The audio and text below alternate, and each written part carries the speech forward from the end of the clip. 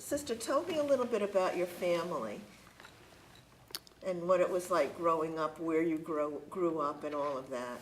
I grew up in Putnam, born here.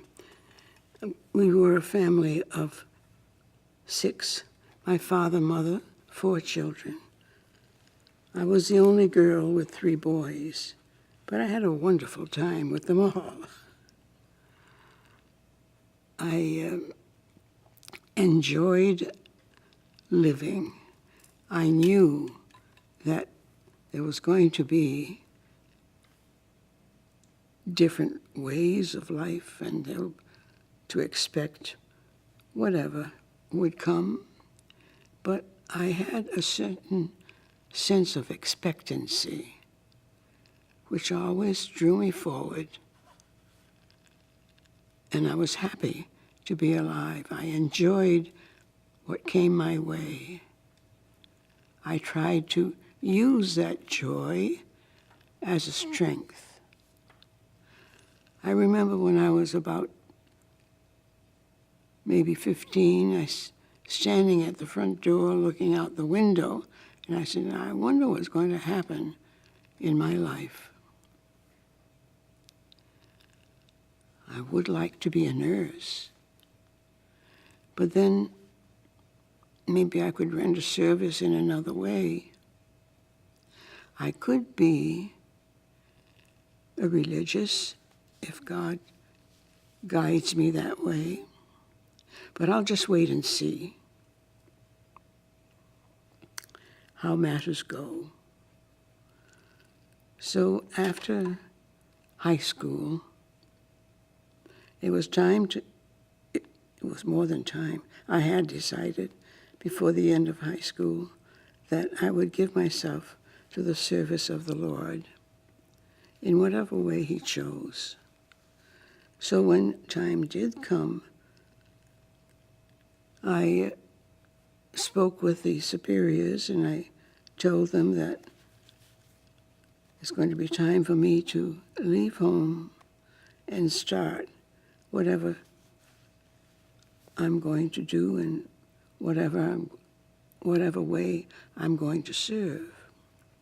So I went to the person in charge of vocations, and I told her about my desire, thinking that it was God's will. Well, she told me, we have spoken before, and we do detect that God would be inviting you to live with Him, to serve Him, and to help people in general. Well, I said, that sounds all right with me. So just tell me when I should make final arrangements to leave home, because I have to prepare my mother. Of the 4 children, there was no one at home. She was a widow. We had been rich as a young family, but then things went bad, business-wise. My father had a jewelry store, but had to give it up. My mother had to give it up at that point, and she was just as glad because she didn't want to be a jeweler. She just wanted to live her life for us and with us. So we all talked about it, and our question was, should I persevere in what I've started? Because we have to take care of our mother eventually.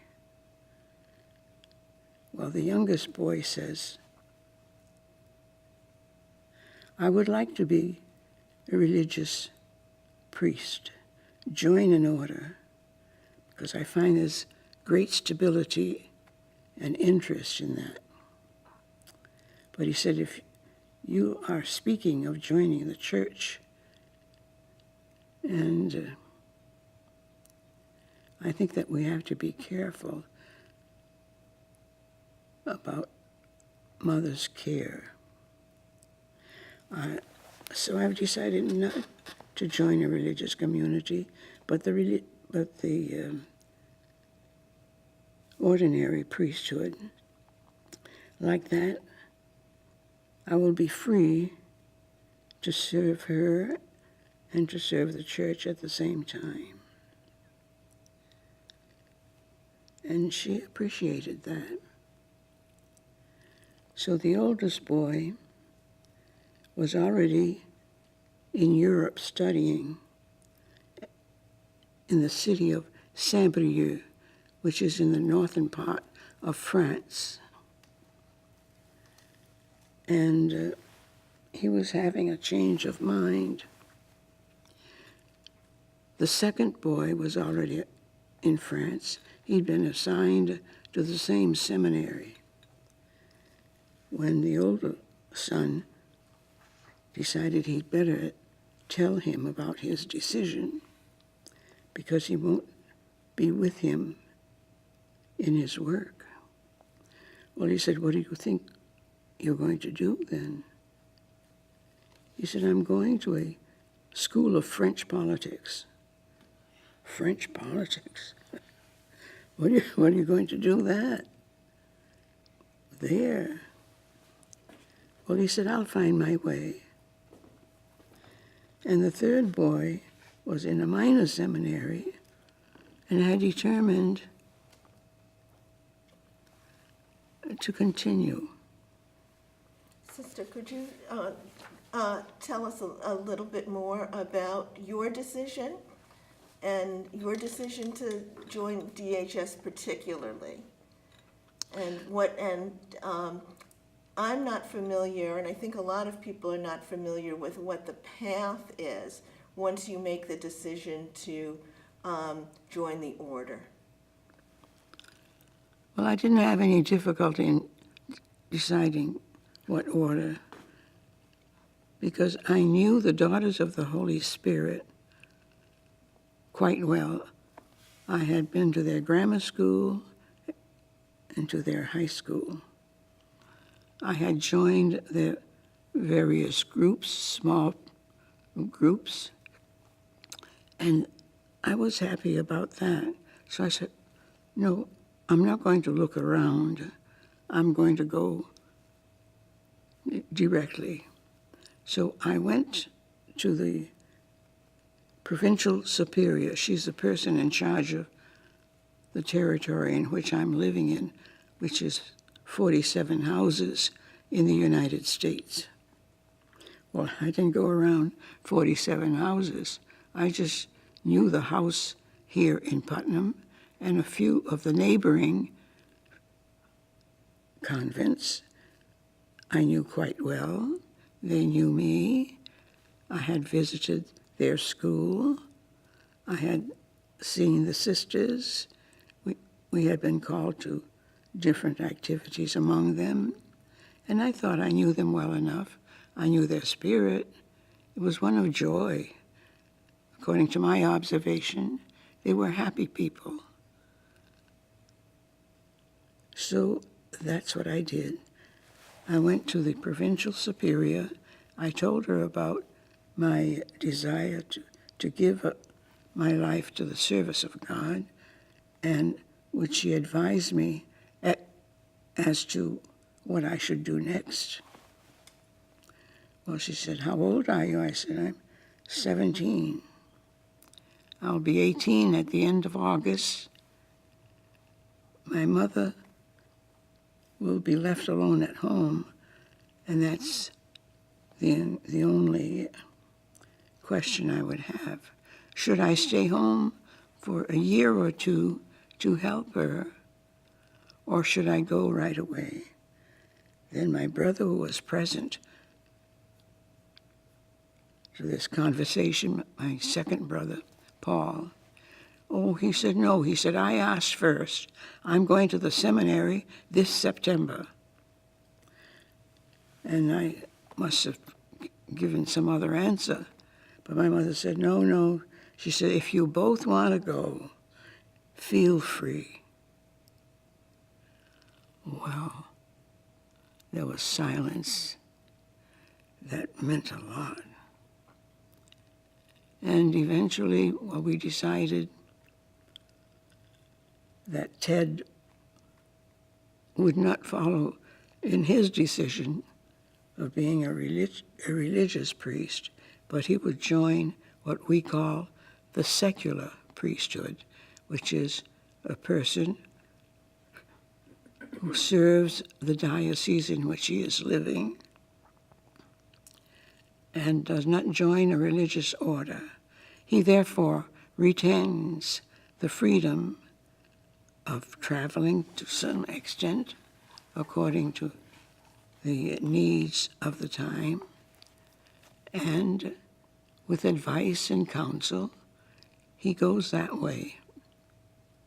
So that allowed you to join the The sisters immediately? Yes.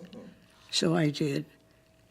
And there were two others of my senior class who had determined they too were entering. So that strengthened me still, because I like company. So that's what I did. The three of us entered on the same day, and one of them came to stay in my home the last night, so she wouldn't be alone entering. So her name was Jeanette. So we got ready, got our suitcases packed again. They'd been packed for 3 weeks, so we shook them up a bit, got everything ready, took the books we wanted to keep, and we walked to the convent. It was just one street up. So I didn't want to oblige my mother to stand at the door, and that would be the last, or maybe for a long time. I didn't know too much how it all worked after you got in. But you found out. And Sister, I understand that early in your relationship with the sisters that you were in Vittel in France, and that was a powerful experience for you. Yes, it was. First of all, going to France was an experience. We had to go to Europe, to the mother house in Brittany, which is in northern France, and join other people, other recruits from wherever they came, like Belgium, Holland,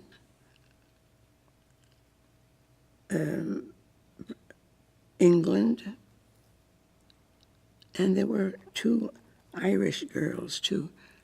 They call themselves English, but they were really Irish, of Irish descent. So we got very friendly with them too. So there was some kind of common language anyway. And we went through the training at Saint Brieuc for 1 year, after which time the one entering was to determine finally that they did want to give of their life to God, and it was now time to express it to the congregation at large. So we did that, and then on the day of profession, which means you have a spoken commitment in the presence of all the families involved, except the foreign families, of which I was a member. My family couldn't go there, but I had a brother who was studying for the priesthood in the same city, and the one who was leaving the priesthood was still living in the same city. So we were 3 members of my family at my profession, which was unusual. So everybody was happy to meet with us, and we got to know a few more of our future friends. So we waited for the day when they would tell us where we were going. That was 2 days after. So the bishop came to our the center where we had trained, and he said, Sister Rita St.Onge, you are named to go to Morlaix, which is in the Diocese of Morbihan. As I look back on my experience, I realized that it was of quite great importance, really. And I was up to the time when I was in France. That would have been about 1938, 1942. Okay. So that's the time I'm up to. And war was going on. The war had ended, and still we couldn't get back to the States. But our parents requested through the American government that we be exchanged for German prisoners, and it was accepted. So I remember the last day that we left France, we left from the town of Biarritz, and the train facing us was filled with German American citizens. So I talked to them personally. I said, "Where are you going?" "We're going back home," they said. "Oh, yes, so are we." I said, "Are you happy?" They said, "Of course we are." Well, I said, "We're going back after 5 years. We've been here for 5 years. So we hope that we'll make it, and we wish God's blessings on you, too." So then it was time to pass on. They went left, and we went right. We're just glad we didn't follow the signs of German camps, because there were all kinds of Jewish prisoners with us, as many as 2,000. They were being herded and brought to a German camp at Vittel. And they were to be kept there and sorted out, and then we didn't know what. Well, anyway, we stayed there for 1 year, getting acquainted with some of those Jewish people. Couldn't do much conversation. But anyway, we got to know them a little bit, and we realized that they were staying on and we were leaving. So I said, "Where will we go?" Right now, they said, "You're going to Portugal and Spain. And from there, we'll tell you what you do." So we just waited. And the next morning, maybe 2 mornings after, I don't remember, but soon after, we were all awakened by a big hand probing our face like this and telling us, "Wake up, it's time, wake up." So I said, "What are we going to do?" Well, they said, "We're going to direct you to another place. So get ready, and then we'll tell you step by step of where you will go." So let me tell you, everybody shook a leg. It was time to go, but a little step by step. So we left France, drove through Spain and Portugal, and we were told we would take the boat. If everything went well, we would take a boat and leave Europe. From Europe, we will cross the Atlantic, and just the Americans. The others would go to other destinations. But they were waiting for a boat. The boat was actually busy picking up other Americans from a variety of other camps in the Mediterranean. So anyway, the time... What year was that? 1942. 42. Tell a little bit about Vittel. Oh, What was that experience? yes. A year and a half. Well, all the people that got as far as Paris were then told, we're going now to a camp where you will stay, and that will be Vittel. Well, we said we heard about that place. We've had other sisters there before.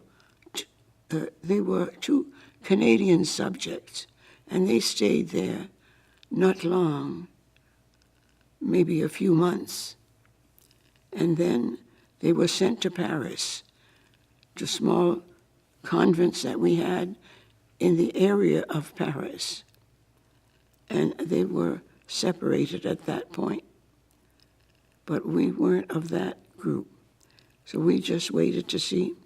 And we finally were directed to Vittel with all the Jewish people that we were meeting now and then.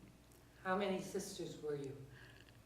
We were 22 Americans, but 2,000, oh no, not sisters, 22 Americans, maybe 42 sisters in all, of 57 congregations. So we were a big mixture. We knew nobody except the sisters of Brieuc, who were also from Saint Brieuc and had been arrested shortly after us. So And Sister, why were you arrested? we were arrested simply because we were American citizens, and we had declared war. Therefore, we could not be trusted. So all Americans had to be picked up. They didn't tell us how, where, or how long, you know. We just went as events took place. So, do you follow me? Yes, so Vittel was a prison camp. It was a prison camp, And all sorts of people were there. yes. And there were people who were on the march, which by that I mean they weren't destined to stay there a long time. They were to be moved to another more stable place that they might stay until the end of the war. We weren't sure. But for us, we were going to Vittel, and it would be decided there. But we stayed there. It was decided that we were to stay there for a whole year. Well, that was a long time. But we were given a special writing paper, but it came only about after 4 months. So we couldn't write home, and we didn't get any mail. So we didn't know if our families knew where we were. The Red Cross had a representative that came from Paris, and she followed us up a little bit, Mrs. Hamilton. Now, her name just came back to me. Hamilton was her name. Delightful person, and paid us visits occasionally, like every 3 months, just to make sure that we weren't in distress. So we had that assurance anyway that soon we would be more settled. And Sister, tell me how you were treated at the camp. There was no ill treatment among us or against us. We were interviewed several times just to know more about us. But when one of our sisters went in for her interview, she was told exactly her home address in Hartford, how long she had lived there, her parents were still alive. That's the first time she got news in 4 years. But she was one that they had followed up very closely. And they knew these things about her. They didn't know anything about me. So I just waited that they would give me more. And eventually they would tell us a little bit about what to expect, so that we knew that something was going to come up. After that year, we were called by the, she was, I think, a detective in the camp, and she went around different areas of the city where it was located to find out more about us if they could. Eventually, anyway, they told us that it was decided on their part that we could be returned for an exchange of prisoners by the German. And they made me write a statement whereby all the sisters were desirous of returning to the United States. I said, I could tell you right now, no. You go and talk to everyone, and you talk to them personally and tell us what their personal desire is. So they all, of course, responded. At first, they had told me 4 sisters could go back. But then, what for? Which ones? Some were quite ill, so we decided we should ask those who were ill if they wanted to detach themselves from the group and try to get back to the States. They said yes. Well, the next day, I was called to the commandant's office, and I was asked by one of the Germans if I thought that everybody would care to go. Oh, yes, I said, everybody wants to go. Well, you get back to your people and come back again and tell me what the conversation is.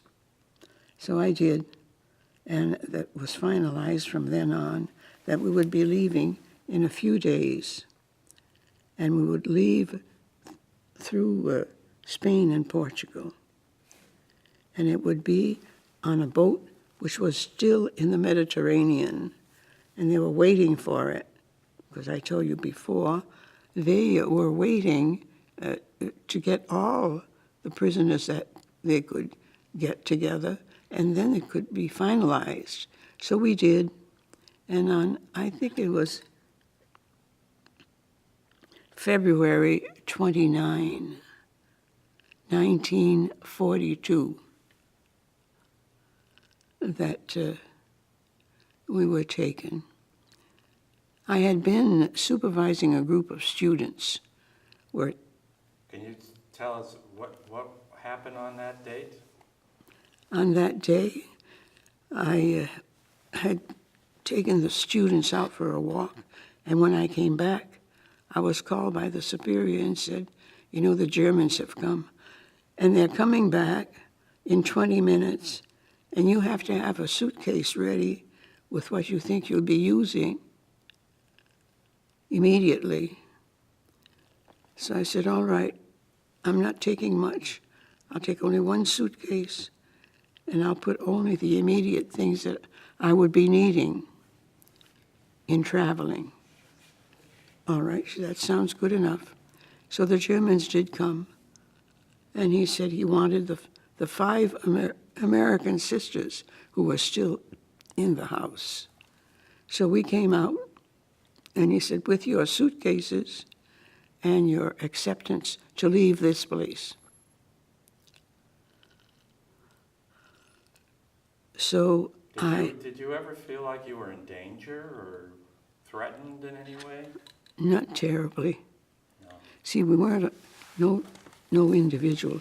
If I had been alone, I think I would have been more afraid. But with the other 4 with me, well, we'll go together, and we'll see what happens. We were very young. I was 25. That's young. Sister, how, in the midst of all of the war and all of the horrors that were going on in Europe at that time, how did you manage? How did you See, manage we that didn't with know your- of the horrors. Okay. We didn't know of all the horrors anyway. And we knew that there were trains, and those were traveling back and forth. I could see them from my window in the hotel where I was living. They put us in hotels, you know, low-class hotels, dirty. You're talking about Vittel. Vittel. And Well, we did a lot of waiting, let me tell you. Day by day, the Superior General couldn't come, and our mistress of novice couldn't come. They couldn't travel from the other side of France. Well, eventually everything got together, and they did come. They came for the funeral of the youngest sister we had, who died from a pulmonary embolism, and there was no saving her. We got an English doctor who was in the camp, and he came. He was at her deathbed, and he gave her medication that he thought might revive her, but they couldn't do anything for her. She died that very day, and we were only 2 Americans with her. So I told the other, I said, you stay here. I'll go to our hotel and get the others, or at least a few of them, because they need to know what's going on. So, sister, at that young age and in that very stressful situation, you all were pretty much on your own, is that? We were on our own. There were no other sisters of the congregation there to give us any advice, but there were other sisters, and one congregation that helped us a lot was the Sisters of the Poor. You know, they have homes for the aged, and that superior watched over all the sisters. She was asked to do so by the bishop of the diocese in which we were, and she did. So she came right away to the commandant's office. I was introduced to her, but I was alone. The others, at this time, weren't allowed to leave our own hotel, but I went to get a few. And finally, well, we got our story together, and we were able to determine what we should do. And we wrote a telegram to the Mother General, who didn't know where we were. So I remember writing, Alvarez deceased. That was the name of the sister who had just died. Que faire? What to do? So she came, she managed to get through. She came, and during the funeral, she walked into the chapel. I remember I cried because it was a terrible responsibility, you know, to keep on going without being too sure.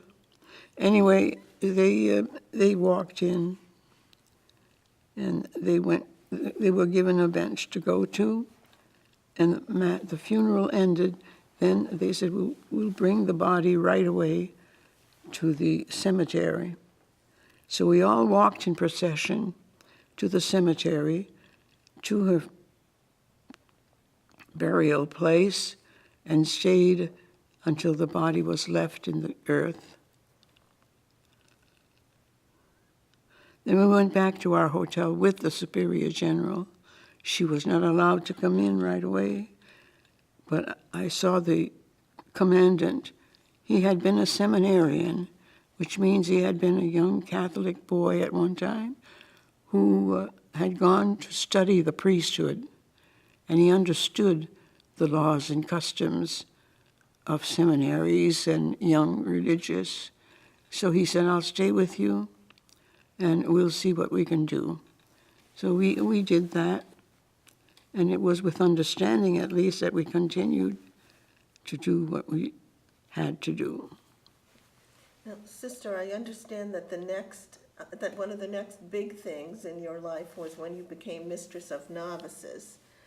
Can you talk a little bit about that time? They asked me if I could accept to be mistress of novices in the United States. Well, they had asked me to live at the French novitiate prior to that, during my European stay. And I said, I think I would like that. So they sent me to England for a few months to see what the English mistress of novices was doing and how she was faring, and to learn from her. I did. I came back and went to the novitiate. There was no mistress of novices, but Mother Frances, who was there for a few months. And I spoke with her, discussed the materials to be covered in training the young religious. She gave me some of the materials she had, and I had gathered all the material that the English mistress of novices had, so we had rather a common text, which was very helpful. So let me tell you, I studied that text and was able to carry on, and I really was happy about that assignment. I was very, very happy to work with young people who were interested in the gift of self. And then I stayed there for 9 years. In 1962, I became the provincial in the American province. And that meant a reorientation of many things, many ways and customs. But that was the way that the changes were taking place very quickly. The church, Rome, dioceses throughout the world, changes were taking place. And I would say by the time we finally got there, everything was changed. We were in the process of moving forward. And it was time to decide, where do we move to? And how do we establish the movement? So together, never alone, together, sometimes with the help of the English, sometimes the French. I went to France 6 times that year in order to get an understanding and agreements. So we did a lot of organization and just had to move on. There was something else coming. Now, sister, these were more than just administrative changes. These were changes. Changes in the world. Could you talk a little bit about that they were changes in philosophy and approach to theology. There were changes in way of living the religious life, and changes in getting involved once you were within religious life. There were new services that were being offered to the church, and we had to know about them. We had to train the sisters over again. We had to follow them up and try to get people who were ready for such change. But change we did. And sister, am I right that some of the changes were a very basic change to a more of an orientation towards the poor and to service? Yes. At this point, the big call was to serve the poor, the needy. And there were many needs socially in the United States. And it all kind of happened together, that we had to go from one to another. And we had to get people who had some kind of knowledge and training and it happened just too fast, but we did it. We were very determined to do our very best. The whole religious world was at the same point. And it became, from religious, it became social. The social needs of the people were crying out. The poor were numbered so fast that we became poor with them, lived with them, went to different areas to serve them better, like we went to the black people in Alabama and learned about them. We didn't know the black people too well. We started there in 36, I think. And after adapting to the different ministries, we used to call them a ministry to the poor, to the needy, to those who had no work, find work, create work for them, stay with them. So we went to live in the places where they were living, so to understand them better, and so that they wouldn't get discouraged. Well, it was a time of total giving, and the sisters were glad to do that. There was a great call to service. The concept of living in community It- changed dramatically then. It did. Would you talk a little bit about that change? Well, it changed because we couldn't continue to live the way we had been living, because we had to adapt to the new calls of ministries. And in adapting to that, we had to change the way we lived. We couldn't leave the house without permission, ever, Before? we never ate between meals before. We dressed in certain ways. We couldn't go home, but rarely. Those were enough changes to make you change. And Sister, did a number of the sisters left the order at that time? Could you talk about that? Yes. The dramatic departure? Yes. They started, Could you hold your head up, please? at this point in our history, the sisters were going out more to serve. They got involved more with other people. They got different ideas about what they might do. So changes were expected, and more was permitted. So we went where there was a call. Wherever there was a call to serve, whether you removed the habit and went in lay clothes, or whether you went to theaters, or whether you associated with congregations who had different customs. So this we did. And it allowed you to come in late for prayers. It allowed you to be at the convent less often. You notice the word allow, because it wasn't done independently. But little by little, independence grew also. And sometimes you didn't know exactly where a sister was working, or we'd find out. There were several loosening methods, ways of being, of living. And then the sisters left. They saw that lay people were doing as much as we had been doing as religious.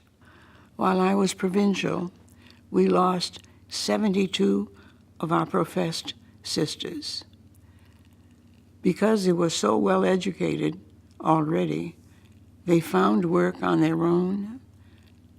They continued to love and serve the church, but this lasted for quite a while until it became very alarming that the number might dwindle too far. And Sister, what impact did that have on the daughters? Well, it frightened us.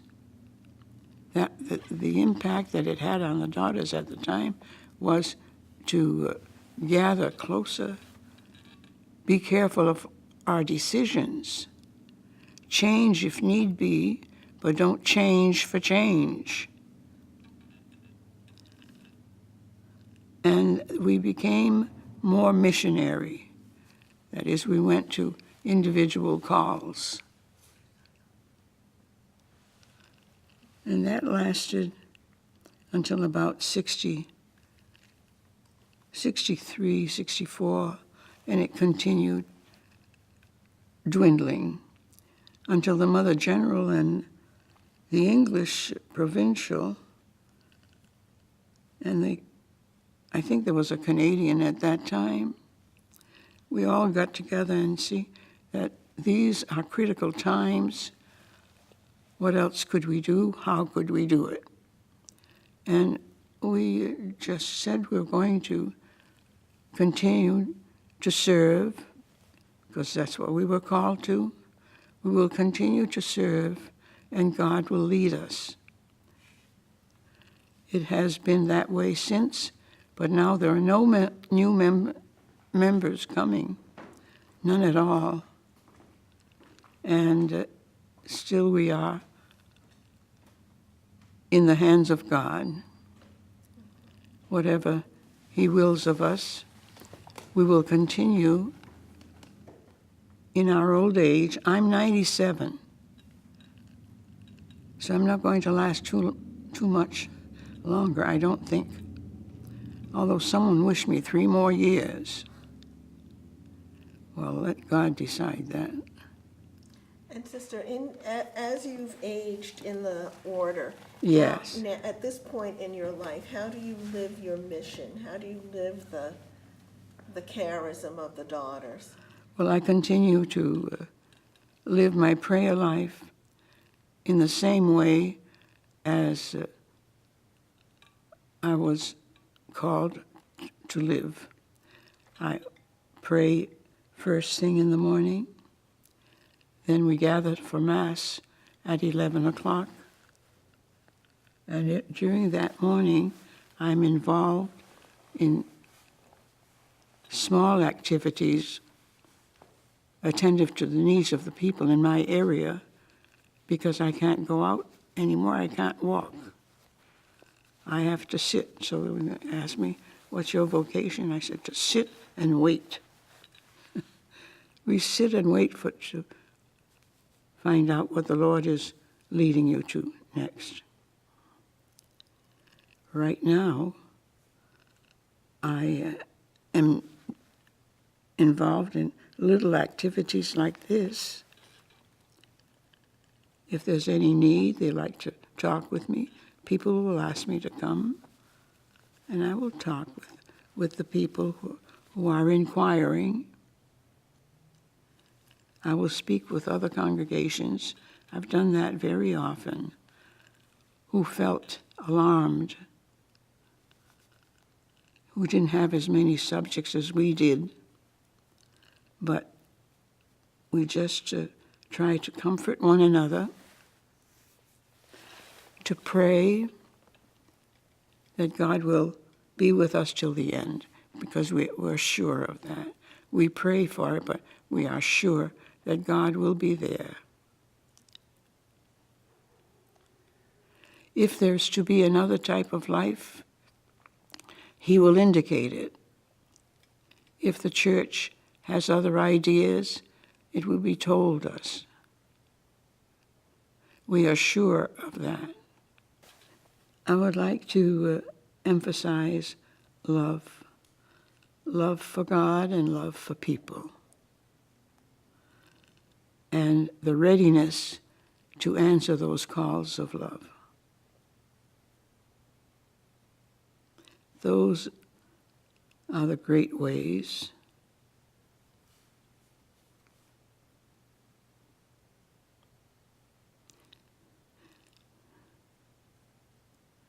That's all I can say, I think. You have any other question come? Jennifer, what did I you have? do have one other question, Sister, and that's about the Sister Formation Conference. Could you talk a little bit about that, what that was and what impact that had? The Sister Formation Conference started in about 1955. I was at the original meeting that took place to accept that program. And it was just a suggestion on the part of one of the members of the sisters. We were all just different congregations meeting together. And nobody had any such organization among them yet. But at that time, it was decided that different congregations would continue to meet and see what we are called to in 1955. So they did organize themselves and call themselves Sister Formation, trying to train the sisters for the coming events, for the new times, for the new world that we had become. The world had already changed. With all the wars that we had had, the world had changed, and the world was ready for the church. So eventually Pope John the 23rd had his say, and he gave out guidelines for the sisters in the modern church. And we followed them very attentively and generously. We were called to different parts of the world. That's when we went, and we answered that call. So from that on, we had people from different areas of the world, and therefore could serve in a multiple way according to the needs of the people.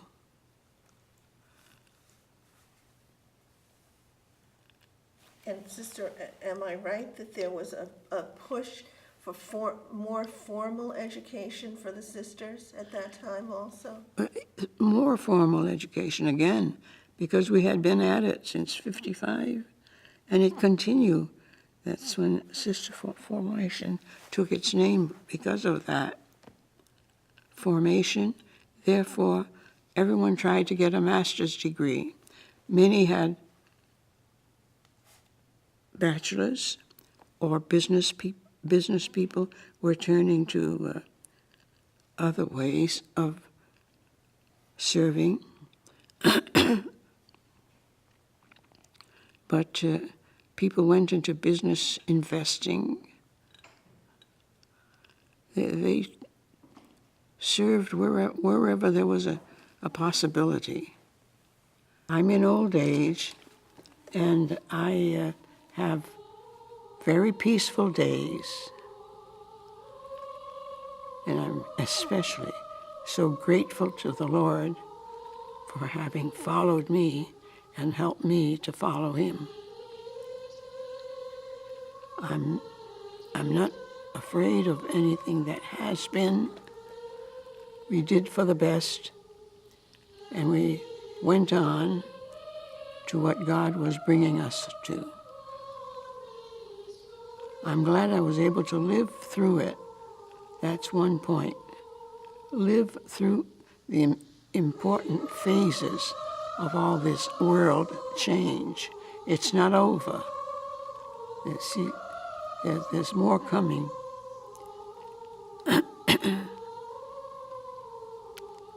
So we just Keep alert.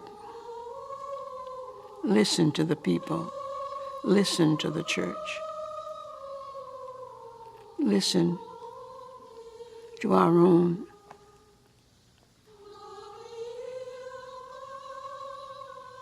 desire to serve more. Amen. Hallelujah. That's great. Thank